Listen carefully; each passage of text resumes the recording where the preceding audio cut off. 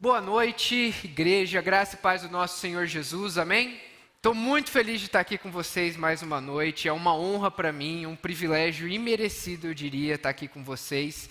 E nós temos a missão nessa noite de entendermos um pouquinho mais sobre o que Deus designou para esse mês, através do pastor Gui e do pastor Felipe, que é para nós falarmos sobre missão, sobre chamado, sobre proclamar o Evangelho. Então, se você faltou semana passada, se você não estava aí, ou se você só não entendeu ainda a ideia, todo esse mês de abril, a gente vai falar sobre missão, vocação, pregação do Evangelho, sobre expandir o reino de Deus.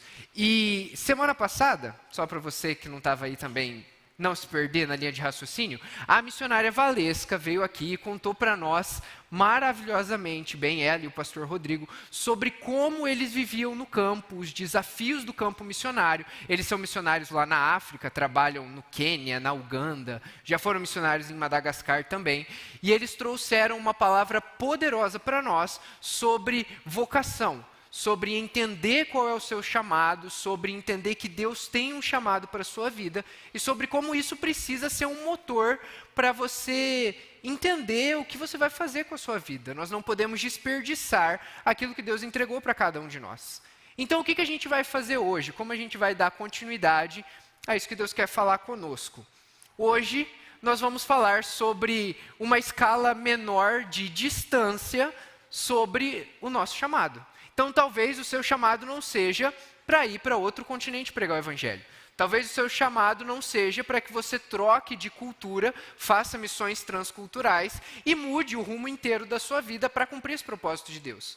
Mas, ou então, melhor ainda, você está esperando para que esse tempo se cumpra. Semana passada você recebeu esse chamado, ou então você já sabe que tem um chamado para ir pregar para as nações, mas esse tempo ainda não chegou, o seu envio ainda não chegou. E isso, tanto se você não irá, tem a convicção hoje que não irá, ou se você ainda espera esse tempo, isso não te deixa de férias de pregar o Evangelho. Isso não te deixa isento da missão que Deus te deu. Tem uma frase muito famosa, que eu creio que a maioria de vocês já deva ter ouvido, que missões nós fazemos do outro lado do mundo ou do outro lado da mesa. Se semana passada nós ouvimos um pouco sobre como é fazer missões do outro lado do mundo, essa semana, se Deus quiser, nós entenderemos melhor o que é fazer missões do outro lado da mesa. Então, para nós começarmos isso, eu quero convidar você a abrir a sua Bíblia, vai estar projetado aqui também, lá em Mateus 28, do 18 ao 20. É um texto bem famoso, é a missão que Jesus entrega aos discípulos e, consequentemente, a todos nós, para que nós proclamemos o Evangelho. A gente vai ler ela bem rapidinho, é só para a gente começar a falar sobre os aspectos que eu quero trazer hoje. Então, Mateus 28, do 18 ao 20, vai dizer assim. Todo mundo achou? Eu vou ler. Jesus se aproximou deles e disse: toda a autoridade no céu e na terra me foi dada. Portanto, vão e façam discípulos de todas as nações, batizando-os em nome do Pai, do Filho e do Espírito Santo. Ensinem esses novos discípulos a obedecerem a todas as ordens que eu lhes dei. E lembrem-se disso, estou com vocês até o fim dos tempos. Então, hoje, o nosso foco, o que nós vamos trabalhar hoje, o que nós vamos refletir acerca do que Deus quer para nós, é sobre a nossa missão, sobre como nós vamos cumprir o ID que Jesus nos deu aqui, onde nós estamos. Sem fazer necessariamente uma viagem missionária, sem necessariamente ter que receber um chamado poderoso, sobrenatural. Não. Hoje nós vamos conversar sobre como nós cumprimos essa ordem que Jesus nos deu quando nós estamos no trabalho, quando nós saímos de casa e vamos no mercado comprar alguma coisa, quando a gente está andando na rua e nós encontramos uma pessoa. Em todos esses momentos, nós precisamos estar preparados para proclamar o Evangelho de Jesus. E talvez essa missão seja tão complexa e tão desafiadora quanto se tornar um missionário de fato. Por quê? Porque não existe zona de conforto quando a gente fala sobre pregar o Evangelho. Não existe uma situação mais fácil para que você pregue o Evangelho. Vai sempre ser difícil para nós. Por quê? Porque nós queremos permanecer na nossa zona de conforto. É natural do ser humano permanecer onde é mais fácil para ele. E pregar o evangelho, falar sobre Jesus Cristo, está bem fora da nossa zona de conforto. Se você já teve a oportunidade de falar de Jesus para alguém, os momentos em que você decide, eu vou lá falar de Jesus, eu vou contar meu testemunho, eu quero contar uma história da Bíblia. Os momentos entre você sair da onde você está e chegar àquela pessoa, eles são levemente aterrorizantes. Porque existem várias coisas que podem dar errado. Mas o que a gente vai falar aqui hoje é sobre como cumprir essa missão. Sobre como perder esse medo, sobre como perder essa necessidade de permanecer dentro da zona de conforto. E para a gente fazer isso, agora sim nós vamos para o nosso texto base da noite. Eu quero que você abra sua Bíblia lá no livro de 2 Reis, no capítulo 19 primeiro.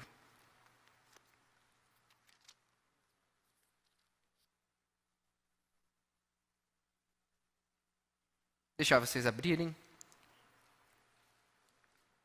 Nós passaremos boa parte do tempo de hoje nesses 3 capítulos. Nós começaremos em 2 Reis 19, a gente vai ler um pouquinho do capítulo 20 e depois do capítulo 21. Então vocês deixem as suas Bíblias abertas aí, porque é sobre isso que nós vamos estudar hoje. Então lá em 2 Reis, no capítulo 19, a gente vai ler a partir do versículo 8. Então, confira aí comigo. 2 Reis 19, 8 vai dizer assim: Enquanto isso, o porta-voz partiu de Jerusalém e foi consultar o rei da Assíria, pois tinha sido informado de que o rei havia deixado Laques e estava atacando Líbina. Logo depois, o rei Senaqueribe recebeu a notícia de que Tiraca, rei da Etiópia, havia saído com seu exército para lutar contra ele. Então, enviou seus homens de volta a Ezequias em Jerusalém com a seguinte mensagem: Esta é uma mensagem para Ezequias, rei de Judá. Não deixe que seu Deus, em quem você confia, o engane com promessas de que Jerusalém não será conquistada pelo rei da Assíria. Você sabe muito bem o que os reis da Assíria fizeram por onde passaram. Destruíram completamente todos que atravessaram seu caminho. Quem é você para escapar? Acaso os deuses de outras nações, como Gozã, Arã, Rezefe e o povo de Éden que estava em Telassar, as livraram? Meus antecessores destruíram todos eles. O que aconteceu ao rei de Amate e ao rei de Arpade? O que aconteceu aos reis de Seravarim, de Ena e de Iva? Vamos parar por aqui. O que está acontecendo aqui? O que esse trecho vai contar para nós, para que nós possamos entender por que nós temos que falar de Jesus? Parece um texto que não tem muito a ver com o nosso tema. Mas o que está acontecendo aqui é que os reinos já estavam divididos. Então, se você conhece um pouquinho da história do Velho Testamento, você sabe que o reino de Israel, ele era um só, mas chegou um tempo em que ele se dividiu. Então, o reino do sul virou o reino de Judá, o reino do norte virou o reino de Israel. E nesse momento aqui, o maior império da época, o maior império até então da história, estava atacando e tinha acabado de conquistar o reino do norte, o reino de Israel.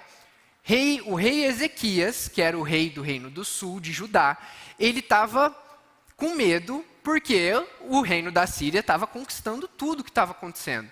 Todos os reinos disponíveis, o rei Senaqueribe, que é o rei da Síria, estava conquistando. E aí ele viu essas tropas chegando e aconteceu exatamente esse episódio. O rei da Síria precisou sair para guerrear em outro lugar, porque ele estava sendo atacado, mas ele manda essa mensagem aterrorizante para o rei Ezequias, falando: olha, eu não estou indo aí agora, mas daqui a pouco eu vou, e você já viu o que acontece com todo mundo que atravessa o reino dos assírios. Se eu quiser conquistar o seu reino, o reino de Judá, eu vou conquistar. E eu creio, não sei vocês, mas se eu recebesse essa carta na minha casa, eu, um rei de um reino pequeno, sendo atacado pelo maior rei da história para eles até então, eu estaria morrendo de medo. Eu não ia confiar no meu exército, que era infinitamente menor que o exército do rei da Síria, e eu não ia confiar muito menos no que eu, rei, poderia fazer para defender o meu povo. Essa situação para Ezequias, ela é muito assustadora. Mas o rei Ezequias, diferente do pai dele, que é o rei Acás, ele era um homem que temia o Senhor. Ezequias teve uma missão muito difícil durante o reinado dele, de reestabelecer a ordem, reestabelecer a religião de Deus enquanto ele reinava. Porque o pai dele destruiu tudo o que havia para o Deus Criador dentro de Judá. Eu ia falar Israel, dentro do reino de Judá. Mas Ezequias era um homem devoto ao Senhor. Ele sabia que a única maneira desse reino prosperar era se ele se voltasse para Deus. Então ele reestabeleceu o culto ao Senhor dentro do reino de Israel. E ele sabia que o único que podia salvar o povo dele dessa calamidade era Deus. E o que vai acontecer então? Agora a gente vai ver a intervenção poderosa de Deus nessa guerra. A gente vai pular um pouquinho, a gente vai lá para o capítulo 21, nos versículos 1 e 2, só para a gente no 19, no final do capítulo ainda, o 21 é daqui a pouco. Então, no 19, a partir do 35. O que vai acontecer no final dessa guerra é o seguinte, 2 Reis 19, 35. Naquela noite, o anjo do Senhor foi ao acampamento assírio e matou 185.000 soldados assírios. Quando os sobreviventes acordaram na manhã seguinte, encontraram cadáveres por toda parte. Então Senaqueribe, rei da Assíria, levantou o acampamento e partiu para sua terra, voltou para Nínive e ali ficou. Uau! Que demonstração maravilhosa, que demonstração poderosa do poder de Deus. Ele enviou o seu anjo, ele, o Deus Todo-Poderoso, e simplesmente destruiu o exército dos assírios. Não existe manifestação mais poderosa de Deus em favor do seu povo do que essa. Ele salvou o povo da destruição. Existe até uma passagem muito interessante de um historiador, e isso é só uma curiosidade mesmo. Ele chama Heródoto, é um historiador grego bem famoso, vocês já devem ter visto nas aulas de história de vocês. E ele conta que o povo judeu, o povo israelita ainda não era judeu, mas o reino de Judá só sobreviveu a esse ataque porque ratos roeram todos os cordões dos arcos dos assírios. E assim, eu não sei vocês, mas eu sei que o meu Deus tem poder para destruir um exército. Mas eu nunca vi rato roendo o arco de todos os arcos de um mesmo exército. Então, existem várias maneiras de nós olharmos para essa história, as pessoas vão dar várias justificativas, mas fato é que Deus interviu aqui na história a favor do rei Ezequias. O rei Ezequias vai conversar com Isaías, o profeta da época, e vai orar pedindo para que Deus salve o povo. E Deus faz isso. Que lindo, que maravilhoso. Logo depois, no capítulo 20, a gente não vai ler para não ficar tão extenso, mas o rei Ezequias fica muito doente. Ele morre de medo de morrer, ele vai para o profeta Isaías, pede para Deus o curar, e Deus cura o rei Ezequias novamente. Se vocês estão prestando atenção, vocês devem ter pensado a mesma coisa que eu. Uau, esse homem tem uma fé gigantesca. Ele tem uma fé inabalável, o que ele viveu com Deus é muito especial. Ele com certeza foi um grande rei de Israel, e de fato ele foi. E ele fez o que ele devia fazer. Mas a gente vai entender por que o rei Ezequias não é um exemplo para nós. Pelo menos não nesse caso, não nesse contexto. Porque o rei Ezequias se esqueceu de uma das coisas mais importantes, que era falar para os que estavam perto dele do porquê que tudo que tinha acontecido com ele aconteceu. O rei Ezequias, ele vai eventualmente morrer, a cura dele, o profeta Isaías vai falar que ele ganha mais 15 anos de vida, mas eventualmente ele vai morrer.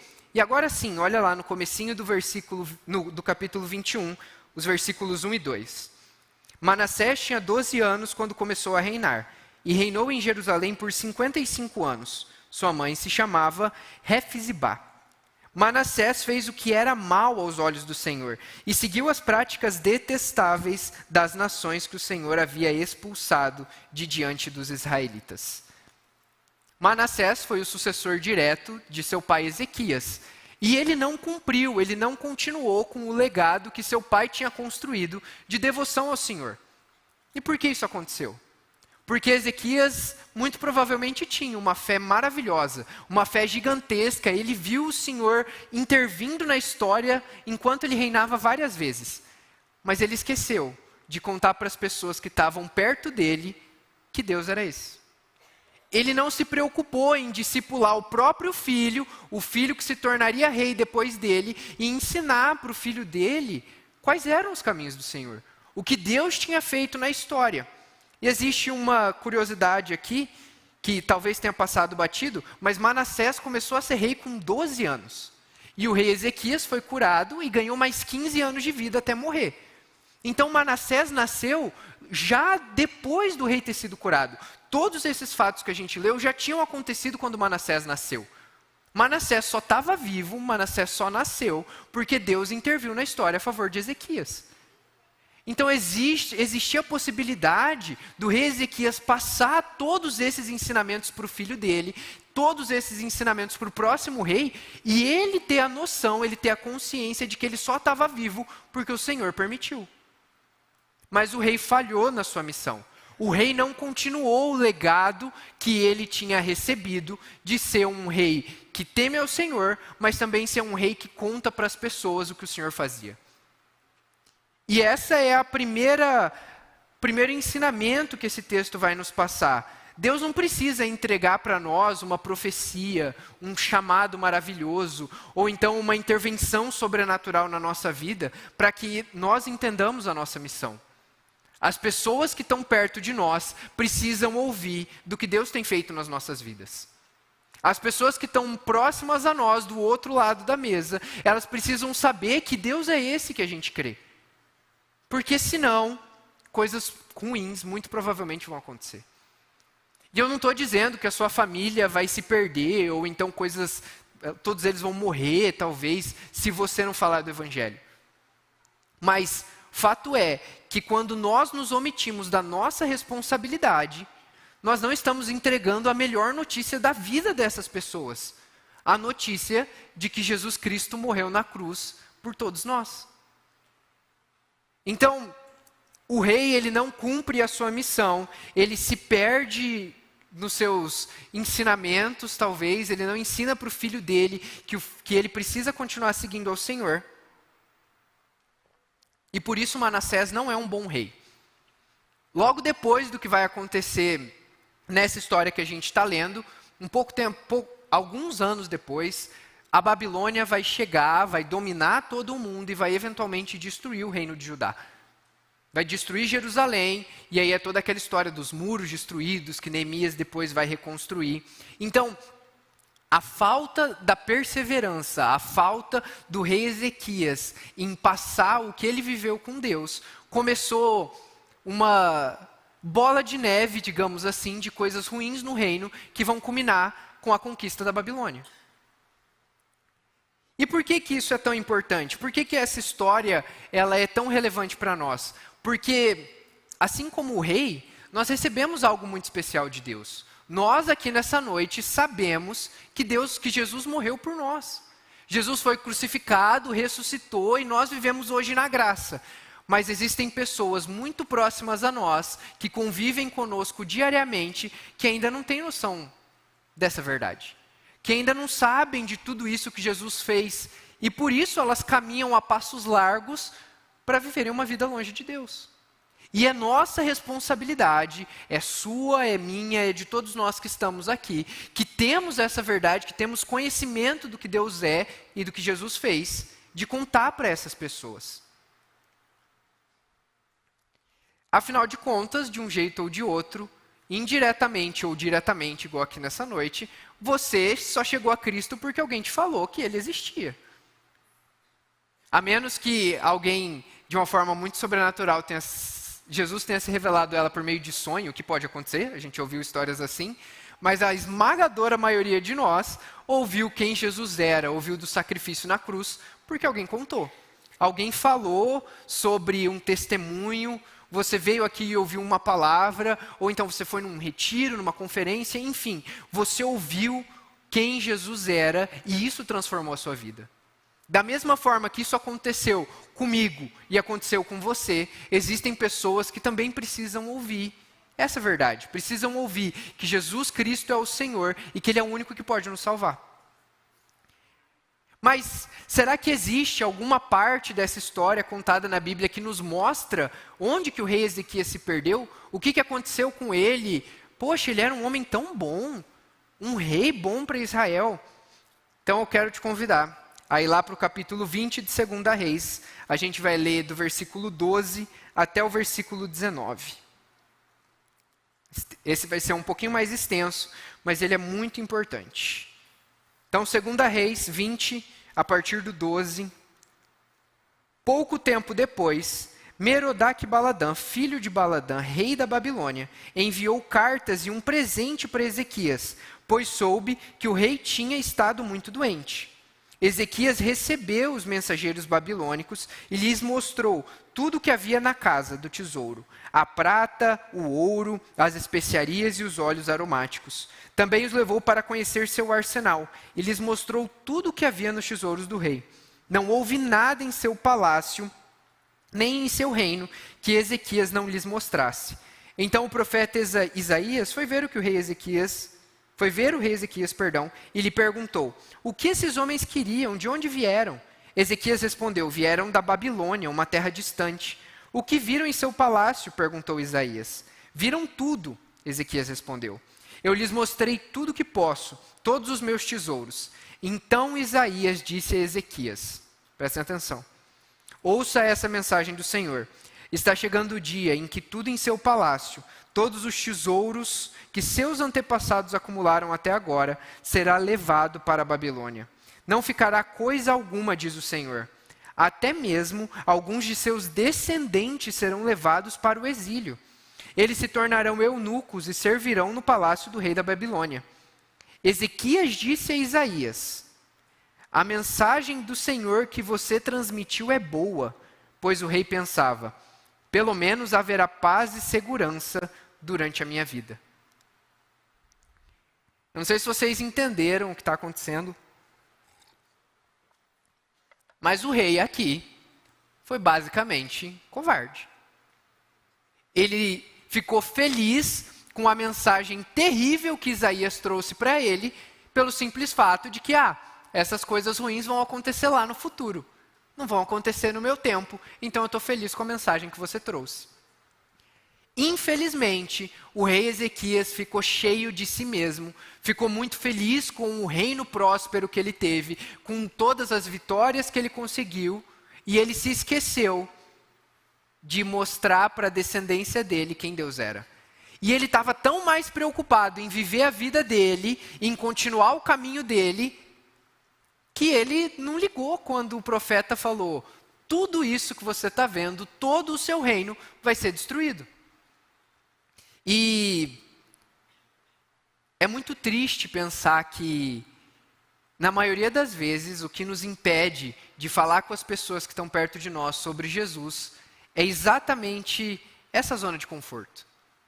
Eu recebi a Cristo, eu vivo uma vida com Ele, eu vou na igreja todo final de semana, eu participo do PGM, ajudo num projeto. Pode pensar no que você quiser aqui dentro. Mas se a parte da nossa missão de falar para as pessoas que estão ao nosso redor de Jesus não está sendo feita, então nós não estamos cumprindo o propósito, a missão que Jesus designou para nós. O rei Ezequias era muito bom para o povo dele. Ele conseguiu construir, se você ler no livro no finalzinho aqui do capítulo, fala sobre como ele levou água para dentro da cidade, ele reforçou os muros de Jerusalém, ele fez muitas coisas boas. Mas ele falhou na principal missão que ele precisava ter. Ele falhou em manter o legado do que Deus tinha feito para a descendência dele. Para as pessoas que estavam mais próximas dele. Ele estava muito feliz que ele estava perto de Deus. Mas ele não ligava para o filho dele que estava crescendo, ia se tornar rei, e não estava perto de Deus. Se o nosso coração hoje está voltado muito mais para como eu estou com Deus do que para como as pessoas em volta estão com Deus, existe um egoísmo no nosso coração que precisa ser expulso. Não porque a gente entendeu que eu não posso ser egoísta porque Jesus mandou, isso está certo. Mas porque as pessoas ao nosso redor precisam saber, através da nossa boca, através do que Jesus fez na nossa vida, quem é Deus, quem é Jesus e por que Ele transforma vidas. Senão, infelizmente, as pessoas à nossa volta podem nunca ouvir sobre quem Cristo é e caminhar para ser como Manassés. Se a sua vida hoje está muito maravilhosa, e glória a Deus por isso, o motivo de estar tudo caminhando bem é Deus. O motivo do seu PGM estar crescendo é Deus, o motivo da sua supervisão estar caminhando para a multiplicação é Deus, se a sua família está unida, está bem, está com saúde, é Deus. Se você tem estudado e colhido os frutos disso, se você conseguiu um trabalho muito bom, que leva uma renda para a sua família, glória a Deus por tudo isso. Quem fez tudo isso na sua vida, quem faz tudo isso no seu povo, é Deus. Mas nós precisamos olhar para quem ainda não está perto de nós e ver que eles também são merecedores de quem Deus é. Eles também precisam ouvir da mensagem transformadora de Jesus Cristo. E vejam que interessante a atitude do rei Ezequias, não só no final aqui do texto, mas também enquanto os mensageiros da Babilônia estão lá. Porque ele mostra os tesouros, ele mostra a prata, ele mostra o ouro, as especiarias, os óleos, tudo aquilo que era valioso para a época, mas ele não fala em nenhum momento que foi Deus que deu para ele. Porque Isaías, a pergunta de Isaías, ela é muito clara. O que foi que eles viram aqui? Isaías não estava perguntando do palácio. Era óbvio que eles tinham visto o palácio, eles estavam lá no palácio. Isaías estava perguntando porque queria saber se Ezequias tinha falado: a gente conquistou tudo isso, olha como o nosso reino está próspero. Mas quem fez isso foi Deus. Quem fez isso foi o Senhor. O Senhor interviu na nossa história e nos fez chegar até aqui. Mas o rei não falou isso. Por quê? Porque o rei queria mostrar que era tudo lindo e majestoso, mas que era mérito dele. Exige muita humildade, exige muita renúncia de nós para que nós entendamos o quão parecido conosco isso aqui é. Porque é muito mais fácil assumir uma postura de não, eu jamais faria isso. Eu nunca seria como o rei Ezequias. Eu com certeza falaria que eu conquistei qualquer coisa da sua vida porque Deus me deu, porque Deus me abençoou. Mas quantas vezes a gente não consegue alguma coisa e aí a gente pensa, uau, que mérito eu tenho de ter conseguido isso. E isso é uma bênção, você ter as coisas. O rei ter sido um rei próspero era uma bênção. O que ele errou, onde estava errada a atitude dele, foi em não dar glória a Deus por tudo aquilo que ele tinha feito. Por quê? Porque os mensageiros da Babilônia podiam ter sido, entre muitas aspas, tá? Entendam o que eu vou falar, evangelizados aqui. Claro que isso não ia acontecer, Jesus ainda não tinha vindo. Mas eles podiam ouvir sobre quem Deus era, olhar para aquele reino próspero e falar, olha só, esse reino está onde está, porque esse Deus deles é muito poderoso. Porque esse Deus deles fez eles chegarem onde eles estão. Mas eles olharam e viram, olha, esse reino é muito poderoso, tem muitas coisas. Talvez seja um reino legal para a gente conquistar.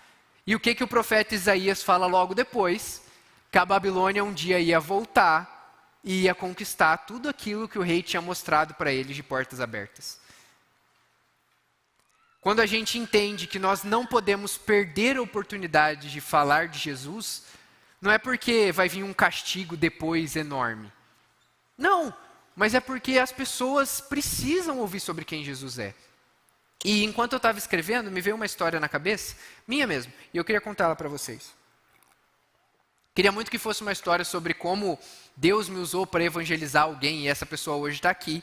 Mas, na verdade, é uma história sobre como eu perdi uma oportunidade de evangelizar alguém. Porque eu estava na faculdade e se vocês tem gente do Flow aqui também, estudam na UFMS ou estudaram na UFMS, vocês sabem como lá é um território hostil às pessoas que são cristãs. Eu até comecei a faculdade tendo muitos amigos, conversando com muita gente, mas conforme o tempo foi passando, eu acabei tendo, eu diria que 2 ou 3 amigos mais próximos, mas um deles um dia veio conversar comigo. E ele falou, Rafa, estou passando por um momento muito triste lá em casa, meus pais estão se separando, meu irmão está muito mal com essa situação, eu acho que eu estou precisando ir na igreja, eu estou precisando me reconectar com Deus. E aí você, nesse momento, está pensando, está entregue a oportunidade, você não precisou falar nada. Era só falar, beleza, vamos comigo.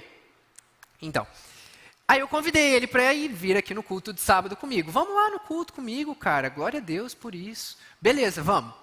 Ele não veio no sábado e eu, como péssimo cristão, não insisti.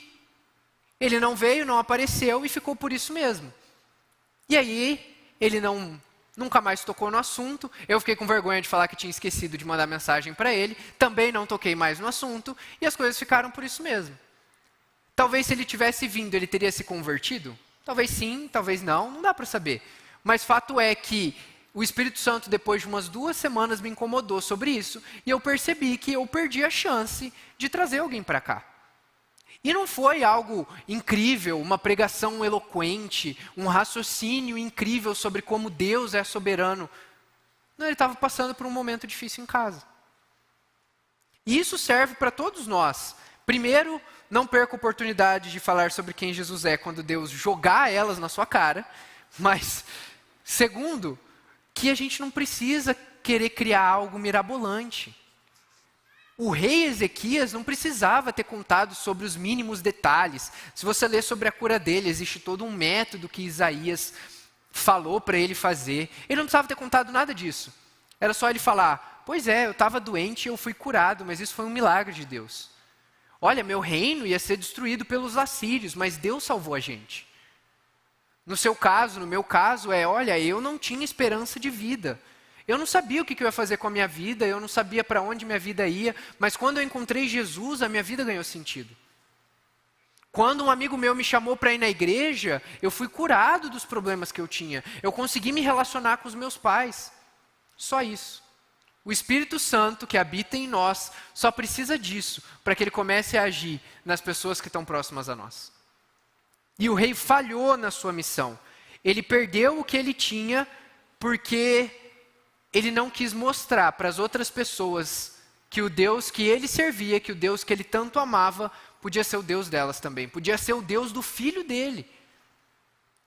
E é muito triste pensar que o rei Manassés, ele é provavelmente dessa, até pré-exílio, então antes da Babilônia destruir, ele foi o pior rei de Judá da história. Se você ler a partir do 21, a gente leu só o comecinho, mas tem várias coisas que Manassés fez de ruim e não fez que seriam boas, que levam o reino para um caminho muito terrível. O reino de Israel vai basicamente de uma era de ouro, próspera com o rei Ezequias, a ser basicamente miserável. E aí depois vem o rei Josias, enfim. Algumas gerações depois disso, o reino vai ser destruído pela Babilônia. E esse reino vai precisar de muitos e muitos anos para poder se reconstruir. Mais uma vez, Deus vai ter que intervir na história do povo, tirar eles do cativeiro, para que eles possam refazer Jerusalém, reconstruir os muros. E tudo isso por quê? Porque um legado foi interrompido. Tudo isso porque o rei Ezequias não fez questão de mostrar para o filho dele que ele precisava servir ao Senhor também. Talvez existam pessoas muito próximas a você, que não sabem que você é cristão, ou então que até sabem, mas que isso é completamente indiferente para elas, porque a única informação que elas têm é que você vai na igreja. Essas pessoas próximas a nós, que às vezes sentam na mesa conosco, elas precisam ouvir o seu testemunho. Elas precisam ouvir o que Jesus fez na sua vida, o que você viu Jesus fazendo aqui dentro. Elas precisam ouvir sobre como Deus é vivo, transforma vidas e continua atuando na história. Não porque se isso não acontecer, elas vão trilhar um caminho terrível. Muito provavelmente elas não têm poder igual o rei Manassés tinha. Mas é porque elas precisam desse amor. Elas precisam da transformação de vida que eu e você temos experimentado. Todos nós sabemos disso. Nós sabemos que existe um buraco dentro de nós que só é preenchido por Cristo. E quando ele entra, quando ele começa de fato a atuar nas nossas vidas, as coisas mudam. Não porque elas vão ficar mais fáceis ou porque nossos problemas vão sumir, mas porque com ele os problemas ficam pequenos. Porque com ele, se aparecer alguma coisa terrível na nossa frente, a gente consegue lidar, porque Jesus é maior que esse problema. As pessoas lá fora não têm essa noção de que existe um Deus que morreu por elas, ressuscitou e que está disponível para caminhar junto com elas. A relevância da nossa missão, a importância daquilo que a gente deveria fazer e às vezes não faz, é a transformação de vidas. E para a gente entender isso um pouquinho mais, agora a gente vai mudar o nosso texto. Como que a gente pode olhar para essas pessoas lá fora, para essas pessoas que ainda não conhecem a Jesus e sentir compaixão por elas? Porque Ezequias, ele estava indiferente a quanto as pessoas conheciam Deus. Ele estava indiferente ao que o filho dele pensava sobre Deus. Tanto é que ele ficou feliz com a mensagem de Isaías.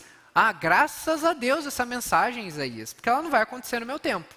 Ele estava indiferente. Como nós podemos romper com esse ciclo de apatia? Com esse, talvez, como se fosse uma pedra que nos segura, alguma coisa que está amarrada nos nossos pés, que não permite que a gente tenha essa ousadia, que a gente vença esse medo e que a gente possa falar sobre Jesus. Eu quero te convidar a abrir sua Bíblia, esse é o nosso último texto de hoje, lá em Atos capítulo 4.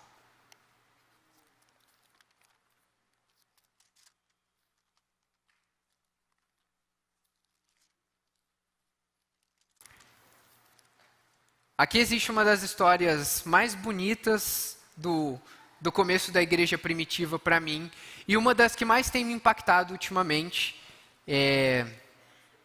Teve uma aula da Escola do Discípulo que eu tive a oportunidade de ministrar e falava sobre esse texto, isso já faz umas 3 semanas, e desde então isso aqui tem feito a minha cabeça pensar muito. E eu quero ler esse texto junto com vocês, a gente vai ler Atos 4, a partir do versículo 13.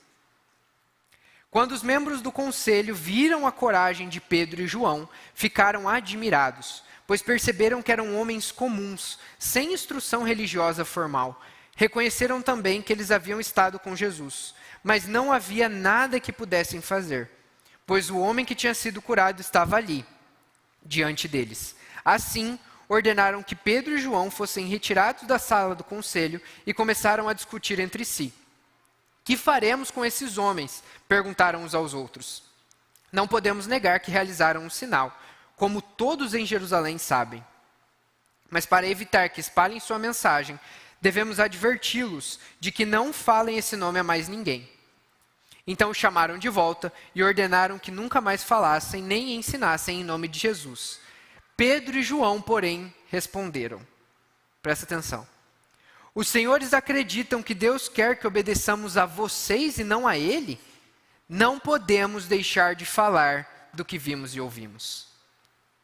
Os membros do conselho fizeram novas ameaças, mas por fim os soltaram.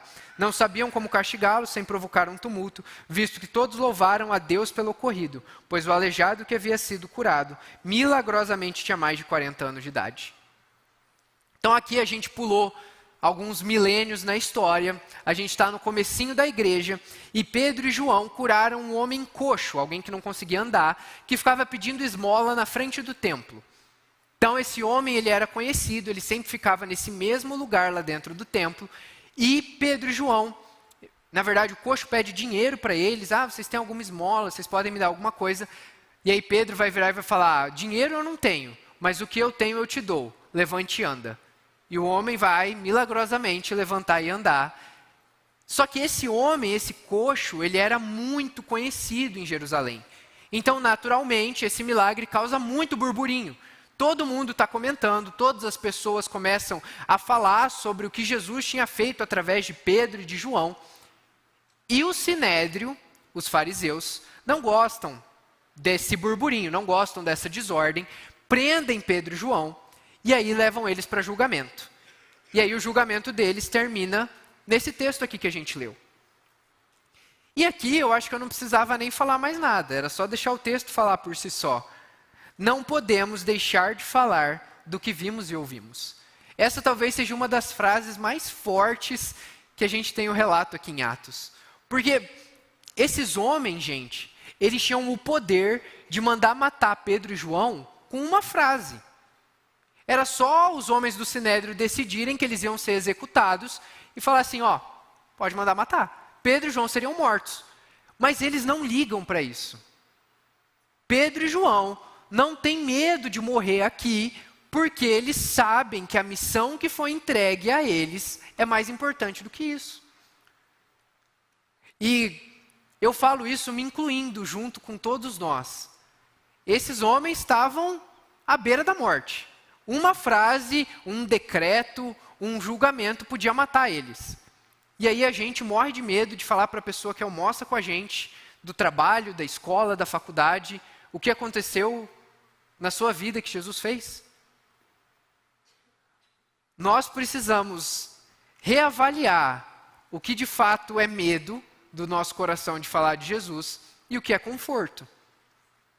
E não estou colocando aqui Pedro e João como incríveis expoentes. Eles são homens incríveis. Mas 3 meses antes disso aqui acontecer, mais ou menos, tá? 3 meses, talvez um pouco menos, eles estavam negando a Cristo. Pedro tinha negado a Cristo 3 vezes na mesma noite, porque Pedro não acreditava mais no que Jesus podia fazer. Ele estava morrendo de medo de ficar sem Jesus. Ele não sabia se esse milagre que estava acontecendo na vida dele ia continuar, e ele negou a Cristo. Esse mesmo homem, um pouco de tempo depois, chegou diante da corte mais poderosa do povo dele e falou assim: vocês me desculpem, mas eu não posso deixar de falar do que Jesus fez na minha vida. Eu não posso deixar de falar da transformação que eu passei, porque as outras pessoas também precisam saber. Ele entendeu, Pedro e João entenderam que nada mais importa, nada é mais importante do que cumprir a missão que Cristo deu para nós. E talvez aqui seja um pouco chocante, talvez essas palavras sejam duras, mas fato é que na nossa sociedade hoje, moderna, os nossos amores muitas vezes estão desregulados. A gente acha muito mais importante conversar sobre coisas científicas que nós sabemos, sobre como nós estamos buscando conhecimento, sobre tantas coisas bobas. Mas o que a gente realmente devia estar tentando contar para as pessoas é sobre o que Cristo fez na nossa vida. Talvez, se você parar para olhar para as conversas que você teve essa semana, para as conversas que você teve hoje, você tenha encontrado alguém que conversou com você, que não conhecia de Cristo, e que você podia ter falado de Cristo. Que você podia ter apresentado o Evangelho, talvez contado alguma história da sua vida que terminasse com um milagre de Jesus. Mas a gente prefere falar sobre, talvez, algum jogo, futebol, qualquer coisa. Estou falando aqui para tirar sarro do futebol. Mas qualquer coisa se torna menos importante quando a gente entende a importância da mensagem de Jesus. Tudo precisa estar abaixo do que Jesus fez na nossa vida. Esses homens entenderam isso. Esses homens entenderam que nada mais importava na vida deles senão falar de Cristo para as pessoas. E talvez o seu chamado não seja para largar tudo e virar de fato um missionário. Nem todos nós somos chamados para isso. Mas aqui o sentido de largar tudo, de nada ser mais importante, é no nosso dia a dia mesmo. É quando você estiver almoçando com as pessoas do trabalho, almoçando na sua casa com a sua família, talvez com o pessoal da escola, da faculdade, enfim. Todos nós temos contato com pessoas que ainda não conhecem a Cristo e que podiam ouvir uma história da nossa vida que envolvesse Jesus. Elas precisam ouvir o que Jesus tem feito através das nossas vidas. Esses homens, essa igreja primitiva, que era perseguida, começou com os discípulos de Jesus, depois eles incorporaram mais algumas pessoas, as conversões foram acontecendo, e esses homens simples, comuns, do interior de uma província do Império Romano, começaram uma revolução que virou global. Hoje a religião cristã é a maior religião do mundo, porque esses homens decidiram que eles iam carregar o legado de Jesus. Então, se nós aqui, que somos uma igreja grande, ainda não falamos para Campo Grande inteira do que Jesus tem feito nas nossas vidas, é porque a gente precisa falar mais de Jesus. E é muito bonito quando a gente lê o texto, porque o homem, o coxo que foi curado, ele não só levantou, agradeceu e foi embora. Ele entrou louvando no templo, agradecendo a Deus porque ele tinha sido curado. A transformação do coxo, igual a transformação das pessoas que a gente vai encontrar, ela não vai ser só física.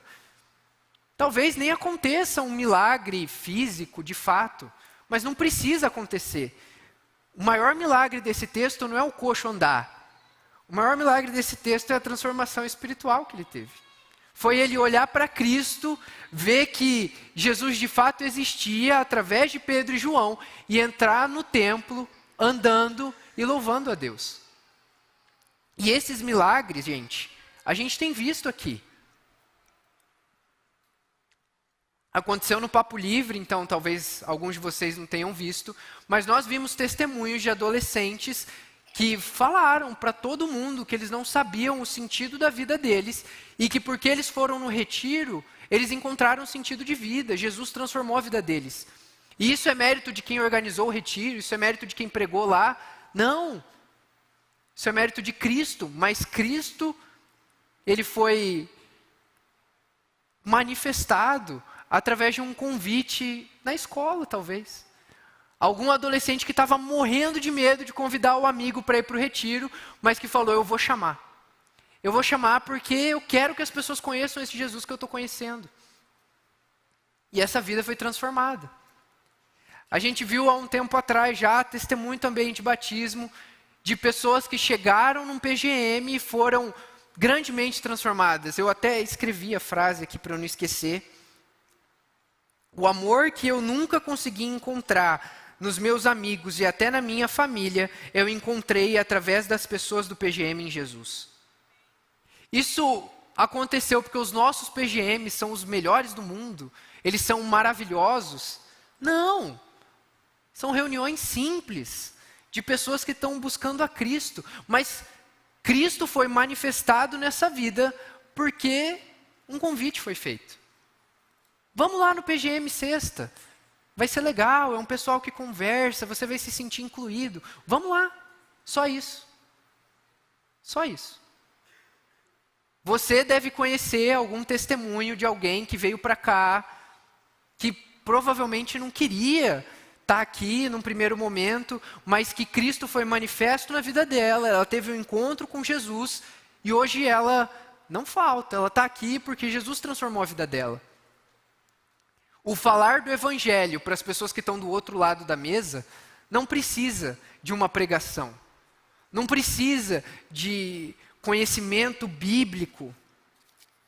Precisa de um convite.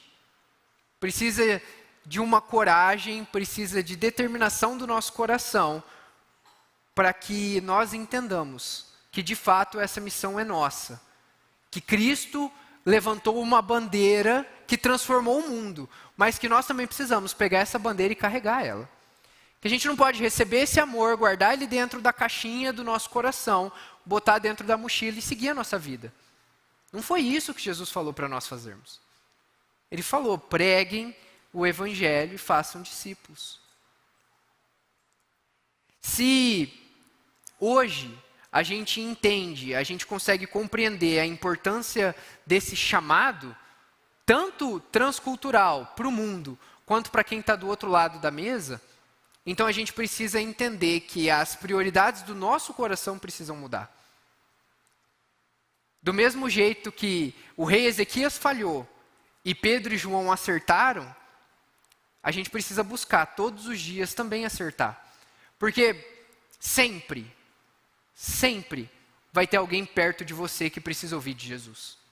Talvez seja até alguém que está aqui dentro, que já vai no PGM, que já conhece a Jesus, mas ele ainda não entregou o coração dele de fato. Essa pessoa também precisa ouvir das histórias que Jesus fez na sua vida. Também precisa ouvir sobre o seu testemunho, sobre como você veio parar aqui, sobre como Deus mudou sua família, sobre como Deus está vivo. Jesus está vivo e Ele continua transformando os corações. Esse é o nosso testemunho de vida e nós precisamos falar mais sobre isso. E eu queria orar com vocês agora. Eu não vou convidar vocês para virem aqui na frente, porque eu creio que, se não todos, a grande maioria de nós precisa melhorar a nossa capacidade de falar do Evangelho de Jesus para quem está do outro lado da mesa. Então eu queria te convidar para ficar de pé. E que agora você sondasse o seu coração, que você olhasse para dentro de você, para as atitudes que você tem tomado, as conversas que você tem tido e avaliado se Jesus, falar sobre Jesus, proclamar o Evangelho, tem sido prioridade na sua vida, ou se isso tem sido um assunto que você evita ao máximo. Porque eu já tenho Jesus e está ótimo assim. que isso não seja mais realidade no nosso meio, amém? Que Jesus Cristo seja o motivo e a razão pela qual a gente faz tudo que a gente faz.